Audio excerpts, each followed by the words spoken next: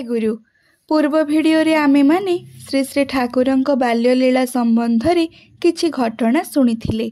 आसंतु आज मध्य श्री श्री ठाकुरंक बाल्यलीला संबंधी किछि नुआ नुआ घटना सुनिबा। सुशीला देवींक पाखरु ठाकुरंक छोट बेलार बहुत गल्प ही सुनिछि, जहा श्रीकृष्णंक छोट बेलार घटना सांगरे सामंजस्य रहिछि। छोट बेलरे ठाकुरंक बहुत बंधु थिले। बंधु हेबा सत्वे मध्य सेमाने किंतु ठाकुरंक बंधु ठारू टिके उच्च आसन रे रखंती। तेणु समस्ते तांको राजा भाई बोले डाकंती। निज निज मध्यरे कौनसी समस्या हेले सेमाने मीमांसा पाई राजा भाई पाखरु ही विचार चाहंती। राजा भाई जहा विचार करंती बंधु माने ताहा मथापाती ग्रहण करंती। निज निज मध्यरे जेपरी खेलकूद करंती, ग्रामर लोकमानंकर घरे घरे मध्य सेपरी उपद्रव करंती। किंतु ग्रामर समस्ते ही अनुकूल को भल पाती बोली एही सबु उपद्रव को उपद्रव मने न करी प्रश्रयर नजर ही देखंती। संक्षेपरे केतोटी घटना कहूछि। बंधु माने समस्ते खेलकूद करू करू हठात सेमानंकु भोक होला। समस्ते राजा भाई पाखरे अली करिले, राजा भाई आम मानंकु मुड़ी खुआइब, बहुत भोक हेउछि। समस्ते जानती जे राजा भाई जेपरी करी ही हेउ व्यवस्था करिदब।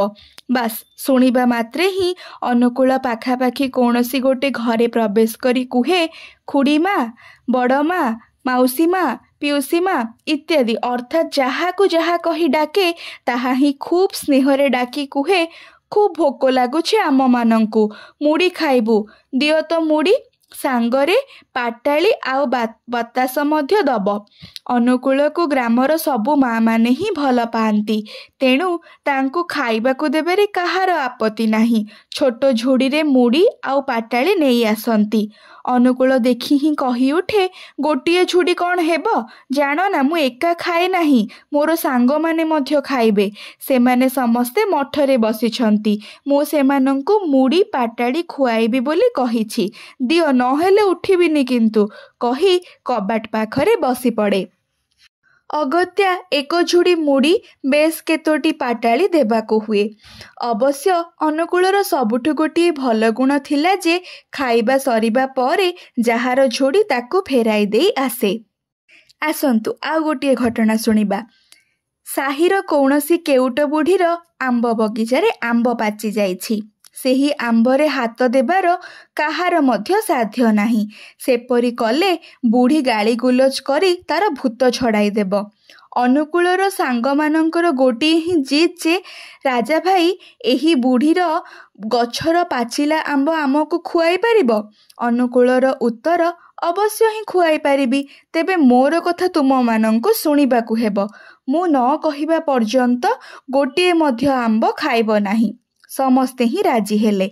खूब स्नेहरे बुढ़ी माँ बोली डाकी डाकी अनुकूल पशिगला से घर भितर को। कहिला, तुमर पाचिला आंब गुड़िक तो सबु पक्षी बादुड़ी खाई जाउछि, तोली नेउन कौन पाई? मु तोली देबी?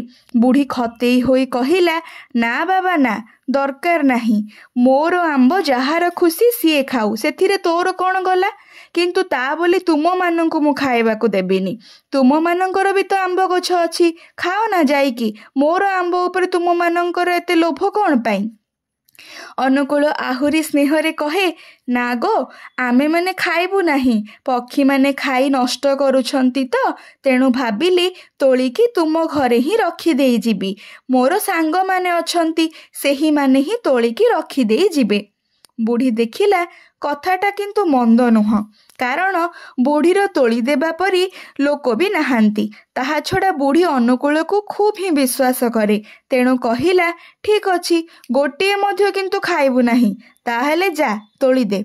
अनुकूल सांग मानंक देई आंब तोली देई घरे रखी देई चली जिबाको कहिला। सांग माने मध्य चली गले, किंतु अनुकूल कबाट पाखरे बसी गप आरंभ करिदेला। एपटे बुढ़ीर स्नानर समय होई जाउछि, किंतु से स्नान करिबाकु जाउ नाही, कारण एही पिलामानंकु तार विश्वास नाही। स्नान करिबाकु गले जदि सेमाने आसी आंब नहीं जाआंती ଅନୁକୂଳ ବୁଢ଼ୀର ମନର ଅବସ୍ଥା ବୁଝିପାରି କହିଲା, ବୁଢ଼ୀମା, ତୁମେ ନିଶ୍ଚିନ୍ତରେ ସ୍ନାନ କରିବାକୁ ଯାଅ, ସ୍ନାନ କରି ଆସ। ମୁଁ କଥା ଦେଉଛି, ଗୋଟିଏ ମଧ୍ୟ ଆମ୍ବ ମୁଁ ଖାଇବି ନାହିଁ। ବୁଢ଼ୀ ଅନୁକୂଳର କଥାରେ ବିଶ୍ୱାସ କରି ସ୍ନାନ କରିବାକୁ ଗଲା। ବାସ୍ ଏହି ଫାଙ୍କରେ ଅନୁକୂଳର ଇସାରାରେ ସାଙ୍ଗମାନଙ୍କୁ ଡାକି 3 ଭାଗ ଆମ୍ବ ହିଁ ସେମାନଙ୍କ ମଧ୍ୟରେ ବାଣ୍ଟି ଦେଇ ବାକି 1 ଭାଗ ଚୌକି ତଳେ ଝୁଡ଼ିରେ ଘୋଡ଼ାଇ ରଖିଦେଲା।